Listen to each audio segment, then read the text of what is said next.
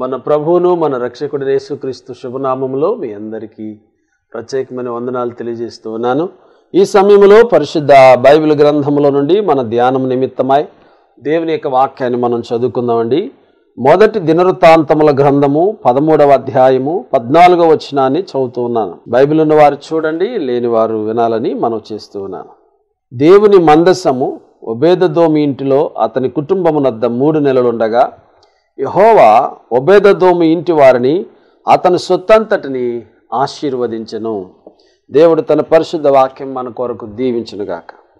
ప్రియా దేవుని బిడ్డలారా, ఈ నూతన సంవత్సరంలో దేవుని ఆశీర్వాదాలు మనం పొందుకోవాలని అంటే ఏ విధంగా ప్రవర్తించాలి, దేవుని ఎదుట ఏ విధంగా మనం జీవించాలి, ఏ విధంగా నడుచుకోవాలి దేవుని వాక్యానుసారంగా అనే విషయాలు కొద్ది నిమిషాలు దేవుని యొక్క వాక్యం వెలుగులో మనలను మనం పరిశీలన చేసుకుందాం.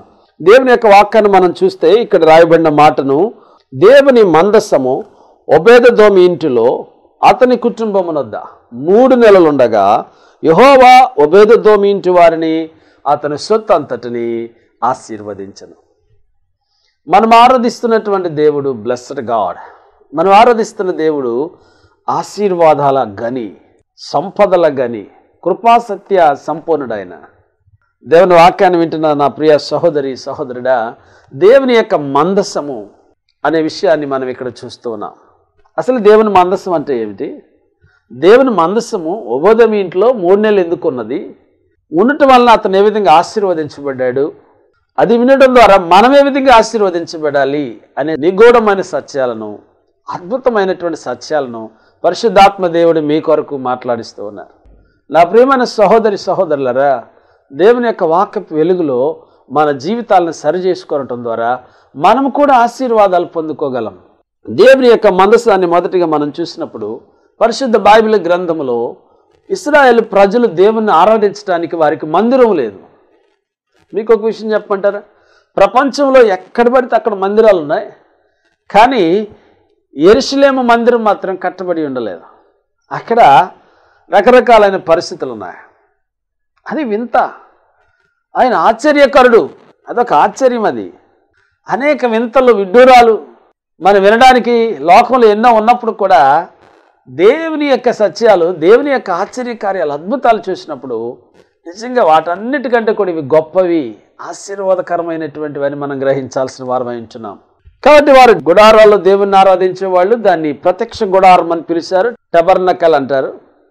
ఈ టబర్నకల్లో 3 భాగాలు ఉంటాయి ప్రత్యక్ష గుడారంలో. ఒకటి అతి పరిశుద్ధ స్థలం, రెండవది పరిశుద్ధ స్థలం, మూడవది ఆవరణం. 3 భాగాలుగా ఉంటాయి, 3 స్టెప్స్. ఈ అతి పరిశుద్ధ స్థలంలోనికి ప్రధాన యాజకుడు మాత్రమే వెళ్ళాలి, ఇంకెవరు వెళ్ళటానికి వీలేదు. సంవత్సరానికి ఒకసారి మాత్రం ఆయన వెళ్ళి తన పాపం నిమిత్తము, తన ప్రజల పాపం నిమిత్తము అక్కడ ప్రార్థన చేసి ఒక బలిని అర్పించాల్సిన వాడు ఉంటున్నాడు. ఒకవేళ ఆయన వెళ్ళేటప్పుడు అంగి వేసుకొని వాడిని గంటలు కట్టుకుని వెళతాడు. అంటే ఆయన చేసేటప్పుడు అటు ఇటు నడుస్తూ ఆ కార్యక్రమాలన్నీ చేయాలి. ఒకవేళ గంట కనుక మోగపోతే అతనిలో ఏదో దోషం ఉంది. ఈ ప్రధాన యాజకుడు, ఐ ప్రీస్ట్ అంటారు ఆయన్ని, ఈ ఐ ప్రీస్ట్ లేక ఈ ప్రధాన యాజకుడు ఏదో తప్పు చేసి ఉంటాడు, పాపం చేశాడు, కాబట్టి అతను చనిపోయి ఉంటాడు అని అందులోకి వారు ప్రవేశించకుండా ఆ తాడుతో ఆయన అక్కడి నుంచి లాగేస్తారు బయటికి. అంత అతి పరిశుద్ధమైన స్థలం అంటే మోస్ట్ హై ప్లేస్ అనమాట. మోస్ట్ హోలీ ప్లేస్, అది హై హోలీ ప్లేస్. దేవుడు దిగి రావడానికి అనుకూలమైన పద్ధతులు ఉన్నాయి అక్కడ. ఆల్టర్, బలిపీఠం ఉన్నది. కుడి పక్కన ఎడం ప్రక్కన 2 పెట్టెలు ఉన్నాయి. ఒకటి కరుణాపీఠము, రెండవది మందసం, దేవుని మందసం ఉంది. దాన్ని నిబంధన మందసం అని పిలుస్తారు. నిబంధన మందసం మనకేం బోధిస్తుందంటే దేవుని బిడ్డలు నిబంధన ప్రజలుగా ఉండాలి, నియమము కలిగి ఉండాలి, నీతిని భక్తిని నెమరు వేసేవారుగా ఉండాలి, లోకానికి దేవుని బిడ్డలకు ఒక ప్రత్యేకత ఉన్నది అనే విషయాన్ని నీకు నిబంధన మందసం బోధిస్తూ ఉంటుంది.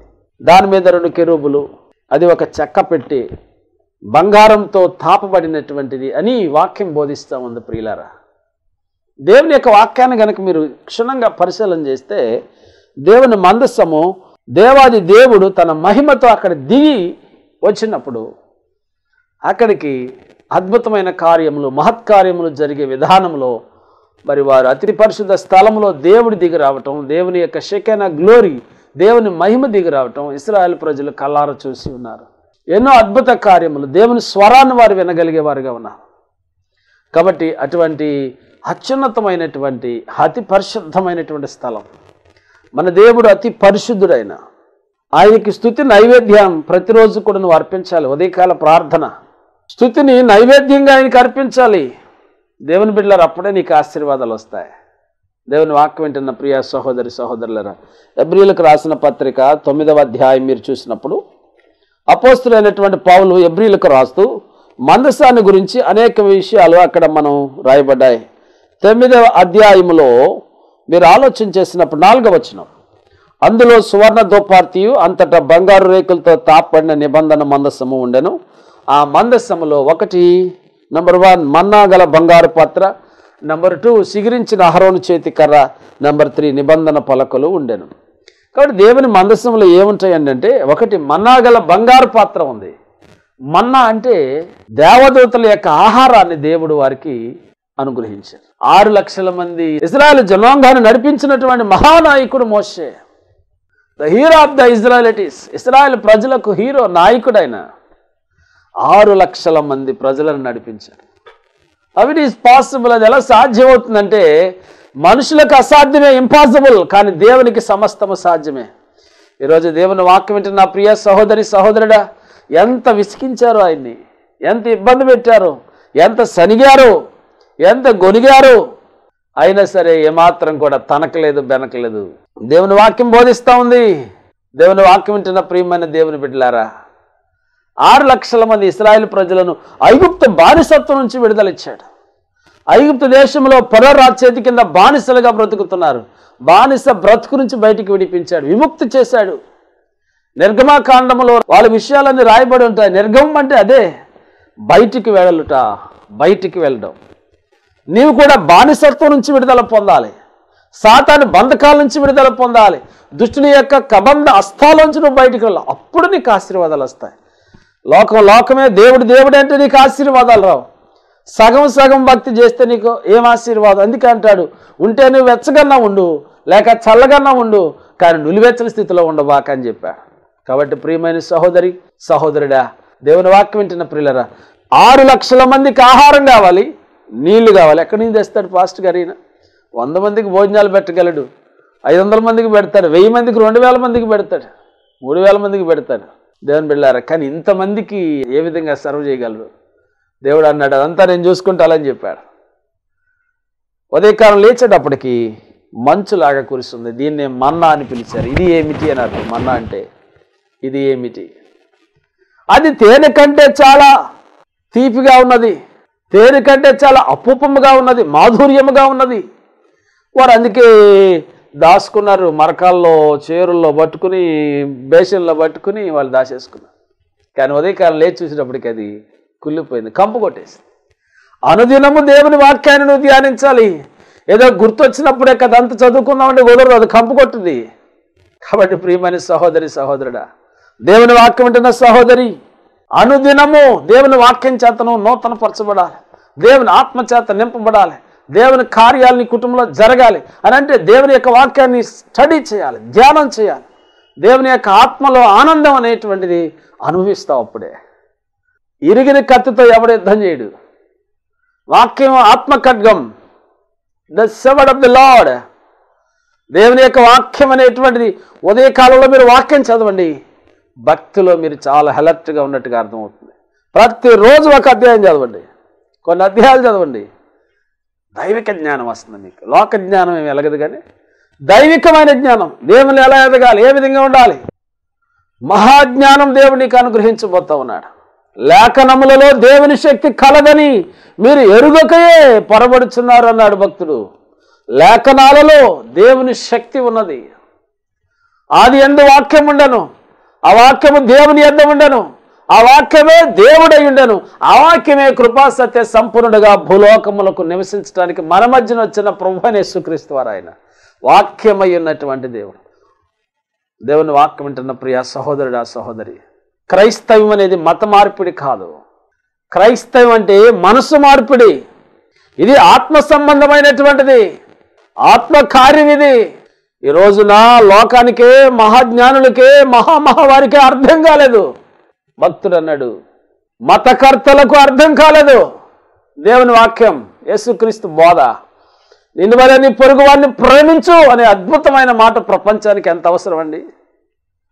నీ దేవుడైన యెహోవాను నీవు పూర్ణ హృదయంతో, పూర్ణ ఆత్మతో, పూర్ణ వివేకంతో నువ్వు ఆరాధించాలి, లేక ప్రేమించాలని చెప్పాడు. నా ప్రియమైన సహోదరి సహోదరులారా, కోపం విడిచిపెట్టము, ఆగ్రహమును విడిచిపెట్టని చెప్పాడు. నువ్వు దీర్ఘాయుష్యవంతుడగినట్లు నీ తల్లిని తండ్రిని సన్మానించని చెప్పాడు. పెద్దలను గౌరవించమని చెప్పాడు. ఇది మత మార్పిడి కాదు. సోదరులు పని పాట లేని బ్యాచ్ అంతా బయలుదేరి ఇందులో ఏమనియో వలుస్తున్నారు, ఏంటేంటో చెప్తున్నారు. ఎందుకు చెప్పాడో, ఎందుకు చెప్పాల్సి వచ్చిందో మమ్మల్ని అడిగితే మేం చెప్తాం. కానీ నీకేం తెలియకుండా కోడిని పట్టుకుని ఏకలు పీకేసి ఇదేంటి ఎలా అయిపోయిందంటే అట్ట పీకింది నువ్వే కదా. ఈ దినాల్లో ఏకలు తీసేసిన కోడిలాగా తయారయ్యారు చాలామంది. జాగ్రత్త సుమండి. దేవుని వాక్యం వింటున్న ప్రియ సహోదరుడా సహోదరి, ఇది మనస్సులు. దొంగలను ఎవరు మారుస్తున్నారు? రౌడీలను ఎవరు మారుస్తున్నారు?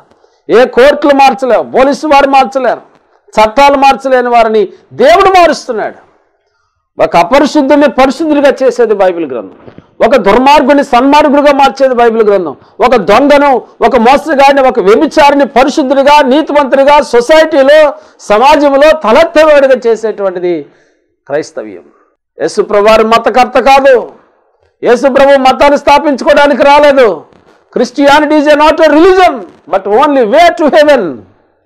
క్రైస్తవం అనేది మత మార్పిడి కాదు. మతం మదిలో నుంచి వచ్చింది, కానీ ఇది మార్గం, పరిశుద్ధ మార్గం, మహిమాన్వితుడైన మార్గం, మనిషిని మహిమతో నింపడానికి వచ్చినటువంటి దేవుడు ఆయన. ఈ సొసైటీలో అసూయ, ద్వేషం, కుళ్ళు, కపటం, భయంకరమైనటువంటి దుర్మార్గంతో నిండిపోయిన ఈ సొసైటీని బాగు చేయడానికి వచ్చినటువంటి ఒక మెకానిక్ ఆయన. బండి పాడైపోతే బాగు చేసే మెకానిక్ ఉన్నాడు, కారు పాడైపోతే షెడ్కి వెళ్తే బాగు చేసే మెకానిక్ ఉన్నాడు.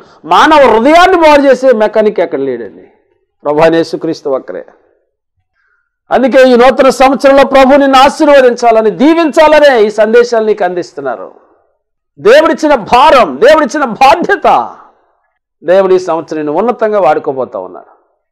దేవుడు పనిముట్టుగా, దేవుని కొరకు ఒక మంచి పాత్రగా, వాడబడే పాత్రగానే ఉండాలని దేవుడు కోరుకుంటున్నాడు.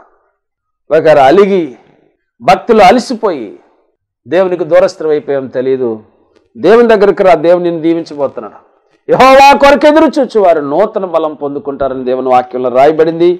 దేవుని శక్తిని, దేవుని నూతన బలాన్ని, నూతన ఆశీర్వాదాన్ని దేవునికి ఇవ్వాలని ఆశిస్తూ ఉన్నాడు. ప్రియులరా, వారు మన్నాన్ని తిన్నారు. దేవుడిచ్చిన వాగ్దాన కర్రను తీసుకుని వెళ్ళి బండతో మాట్లాడు, నువ్వు నీళ్ళు వస్తాయని చెప్తే బండను 2 సార్లు కొట్టాడు. ఆయన కొట్టకూడదు, బండని కొట్టాడు. కొట్టబడిన బండ సిలువలో కొట్టబడిన ప్రభువైన యేసుక్రీస్తు వారికి సాదృశ్యంగా ఉంది. అయినను మధురమైన నీళ్ళు వచ్చి తాగారు, తిన్నారు, తాగారు, తృప్తి పడ్డారు. ఈ దినాల్లో మనిషికి తృప్తి లేదండి. 1000 వచ్చినా తృప్తి లేదు, కోట్ల రూపాయలు వచ్చినా తృప్తి లేదు, లక్షలు వచ్చినా తృప్తి లేదు.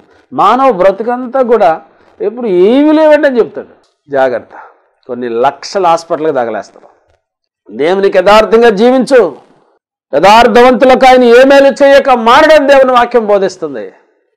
కృప వెంబడి కృప నీకు ఇవ్వాలని ఈ నూతన సంవత్సరం. కరడు కరడు అని పిలుస్తున్నటువంటి ఆ హెర్మోను మంచు వలె పైనున్న ఆశీర్వాదాలు, మింటి దీవెనలు, పరలోక దీవెనలతో నీ సంఘాన్ని, నీ మినిస్ట్రీని, నీ పరిచర్ను దేవుడు హెచ్చించబోతా ఉన్నాడు. కుమారుడా, నేను నిన్ను ఆనంద తైలాభిషేకంతో నేను నిన్ను హెచ్చించబోతున్నాను, అభిషేకించబోతున్నాడు దేవుడు. God will extend your boundaries. నీ సరిహద్దులు విశాలపరచాలనేది దేవుని యొక్క ఉద్దేశం.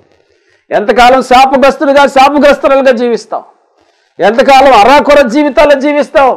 మనం ఆరాధిస్తున్న దేవుడు గొప్ప దేవుడు, సజీవుడు, శక్తి కలిగినటువంటి దేవుడు.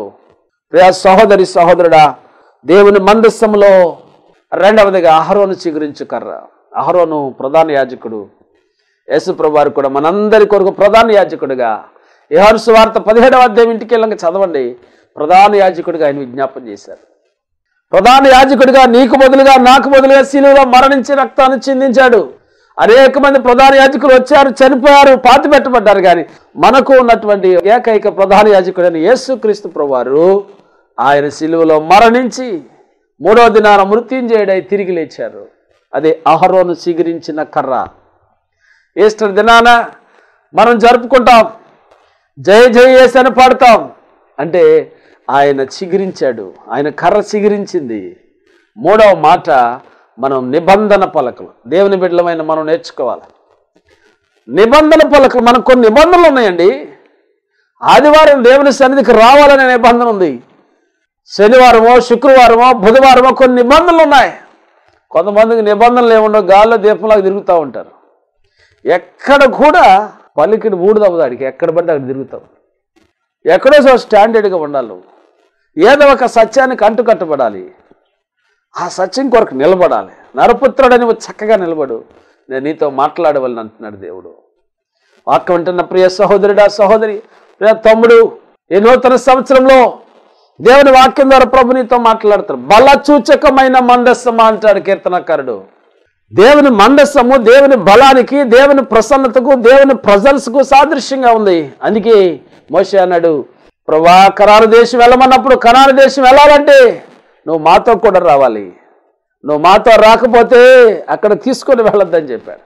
సంవత్సరాది మొదలుకొని సంవత్సరాంతమకు యెహోవా కను దృష్టి నీ మీద ఉండునుగాక అని చెప్పాడు. అందుకనే యెహోవా కనులు ప్రతి స్థలం మీద ఉండును అని దేవుని వాక్యం బోధిస్తూ ఉంటుంది. ఈ నూతన సంవత్సరం ఎలా ఉంటుందో నీకు తెలియదు, కానీ నీ ప్రభువుకు తెలుసు. అందుకే ప్రభువుని కలిగిన బిడ్డగా నువ్వు జీవించాలి, ప్రభు యొక్క చిత్తానుసారంగా నువ్వు జీవించాలి. దేవుని బిడ్డ చూద్దాం. దేవుని వాక్యంలో మొదటి సమూయేలు గ్రంథం 7వ అధ్యాయం మొదటి 2 వచనాలు చూస్తే, అబినాదాబు ఇంట్లో ఉందంట ఈ దేవుని మందసం. ఒక నిమిషం మీరు ఆలోచన చేస్తే, ఏలి అనే ఒక ప్రధాన యాజకుడు ఉన్నాడు. ఆ యాజకునికి 2 కుమారులు ఉన్నారు. వాళ్ళిద్దరు ఎవరంటే హోప్ని, ఫినెహాస్. మరి వాళ్ళు శుభ్రంగా యాజకుని కుమారులు దేవుడు సొమ్ము తింటున్నారు. బుద్ధి ఉండాలిగా, దేవుడు సొమ్ము తింటున్నారు. దేవుని కొరకు కొంచెం కష్టపడాలిగా, 4 పాటలు పాడాలి, 4 వాక్యం చదవాలి. మీ పిల్లలకు నేర్పించండి, దేవుడి సంబరాన్ని తినేది దేవుని పని చేయి అని. అదే ఆశీర్వాదం. దేవుని పని చేయకుండా ఇష్టానుసారంగా జీవిస్తున్నారట, వాళ్ళు దుర్మార్గంగా జీవిస్తున్నారట. చాలామంది సంఘాలకు వెళ్ళినప్పుడు పాస్టర్ గారి పిల్లలు వందనాలు చెప్పరు. కాబట్టి ప్రియమైన సహోదరి సహోదరులారా, వీళ్ళు అలా ఉన్నారు. బ్యాచ్ శుభ్రంగా తింటున్నారు, తిరుగుతున్నారు, పాపం చేస్తున్నారు, దుర్మార్గులుగా ఉన్నారట. ఒక అద్భుతమైన మాట ఏంటి తెలుసా, దేవుణ్ణి ఎరగని వారుగా ఉన్నారటండి. వారు మారుమనసు పొందలేదు, బాప్తిసం పొందలేదు సరిగా. అసలు దేవుడు అంటే ఏంటి తెలియదు. నాకు చాలా విచిత్రం ఇది చదువుతున్నప్పుడు. ఏలి ప్రధాన యాజకుడు, పిల్లలకు దేవుడి గురించి చెప్పలేదా? మన పిల్లలకు చెప్పాలి. నీ ఇంటికి ఎవరైనా వస్తే వందనాలు చెప్పమని చెప్పాలి. వాళ్ళకి 4 మాటలు నేర్పించాలి, 4 కీర్తనలు నేర్పించాలి, 4 పాటలు నేర్పించాలి. తాట తీస్తాడు దేవుడినిది. నీ పిల్లల గురించిన లెక్క దేవుడిని అడుగుతాడు. బాలుడు నడవలసిన త్రోవను వానికి నేర్పించు అని దేవుడు చెప్పాడు. నువ్వు నేర్పించకుండా మీదెక్కించుకొని గారాబం చేసేసి, ఆడు చదవట్లేదండి, ఆడు ఎట్టయిపోయాడు అట్టయిపోయాడు అట్ట చెప్పాలాడికి. నీకు తెలిసిన డాక్టర్ గారు 24 గంటల కడుపులో నొప్పి వస్తే చేసే ఆపరేషన్కి బచ్చర్ అంటే కటికవాడు కోసే కోతకి, డాక్టర్ కోసే కోతకి తేడా ఉంటుంది. కానీ గొర్రె ఎప్పుడు కట్టుకొని నమ్ముద్ది. నీ కాపరి ఎప్పుడు నీ దగ్గరే ఉంటాడు కదా, నీకు అర్థం కాదు. కాపరి ఎంత కష్టపడుతున్నాడు, ఎంత శ్రమ పడుతున్నాడు. నువ్వు హాస్పిటల్లో ఉంటే, మరణ పడకలో ఉంటే నీ కొరకు కన్నీరు గార్చి నీ దగ్గరకు వచ్చి పరామర్శించి, ఏమండి బాధలన్నీ అయిపోయిన తర్వాత సంఘాన్ని వదిలిపెట్టి ఎక్కడికో పోతూ ఉంటావు. అసలు సంఘం అంటే ఏమనుకుంటున్నావు? స్వరక్తం ఇచ్చి సంపాదించిన సంఘం అది. చెమట ఓర్చి కష్టపడి సంఘానికి కడతా ఉన్నారు దేవుని బిడ్డలారా. ఆశీర్వాదం ఉన్న సంఘంలో ఉండటం నీకు ఎంతో దీవెన. వాగ్దాన సేవ అది, ప్రవచన పరిచర్య అది, దేవుంది అది, పాస్టర్ గారిని కాదు. నీకు అర్థం కావట్లా. దేవుడు ఏర్పాటు చేసినటువంటిది. నువ్వు ఆశీర్వదించబడాలంటే నిలుచుంటే నువ్వు ఆశీర్వదించబడతావు, లేకపోతే ఆశీర్వాదాలు రావు. మీరు వెళ్ళి ఫలించుటకును మీ ఫలము నిలిచి ఉండుటకు దేవుడు మిమ్మల్ని ఏర్పాటు చేసుకోడు. ఎందుకు ఏర్పాటు చేసుకున్నాడో తెలుసా నీకు? నువ్వు ఫలించాలి, అభివృద్ధి పొందాలి, ఆ ఫలం అక్కడ నిలిచి ఉండాలి.